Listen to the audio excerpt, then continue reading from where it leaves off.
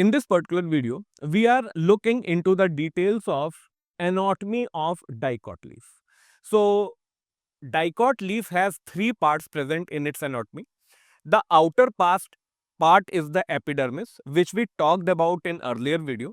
The second part is the ground tissue and the third part is the vascular system. So, we will be covering ground tissue and vascular system in this particular video. Now, if we talk about ground tissue or the mesophyll as we call it, this will be the tissue which will be present between outer or upper epidermis or lower epidermis. In this diagram, we can see that this is the upper or adaxial epidermis. This is the lower or abaxial epidermis, and all the cells which are present in between it, we can say that these are the mesophyll cells. Mesophyll cells have chloroplast and these carry out the process of photosynthesis. This all ground tissue or the mesophyll, it is made of parenchyma cells.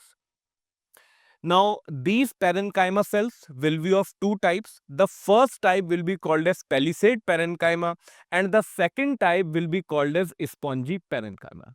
In this particular diagram, these mesophyll cells towards upper surface, that is towards the adaxial epidermis, these are the palisade parenchyma, and those which are present below it, these are the spongy parenchyma.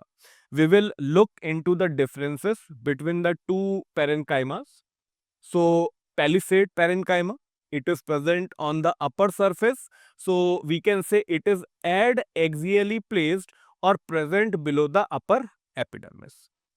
If we look into the structure of cells, so these cells are elongated and these cells are present at an angle of 90° with the upper epidermis. So, this is the upper epidermis, these are the cells and these are present at right or 90° angle. These cells are present parallel to each other, we can see in this particular diagram. If we talk about the intercellular spaces, then there are no intercellular spaces present in the case of palisade parenchyma. After this, if we talk about spongy parenchyma, then spongy parenchyma, it will be present below this palisade parenchyma and it will go till this lower or abaxial epidermis. Shape of the cells, it is oval or rounded in the case of spongy parenchyma. There is no particular arrangement over here. We can say that these are irregularly or loosely arranged. There will be air cavities present in this particular case. If we talk of number of chloroplast, then chloroplast will be more in the case of palisade parenchyma. Chloroplast will be less in the case of spongy parenchyma. Obviously, the reason for it is that the sunlight falls from the upper surface and obviously it will have more chloroplast to trap sunlight. Apart from this ground tissue, the third part that is present is the vascular system composed of vascular bundles. Now, vascular bundles in the case of dicot leaf, these are present in veins and midrib.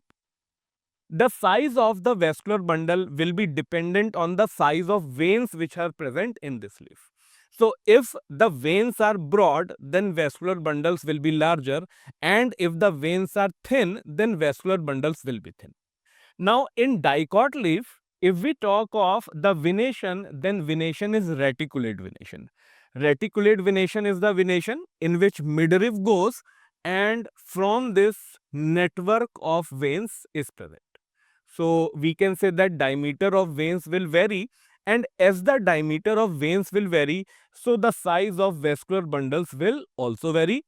The thicker veins will have larger vascular bundles and thinner veins will have smaller vascular bundles.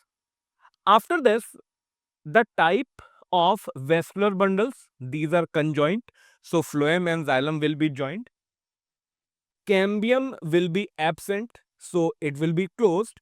Also, the vascular bundles will be surrounded by a layer of thick-walled bundle sheet cells. The same we can look into this particular diagram. So, this outer cells, this is the bundle sheet cells. Below this, it is xylem which is present, and then we can also look into the phloem part. Apart from this, in this diagram, we can see stoma present here. Stoma will have substomal or stomatal cavity which is present.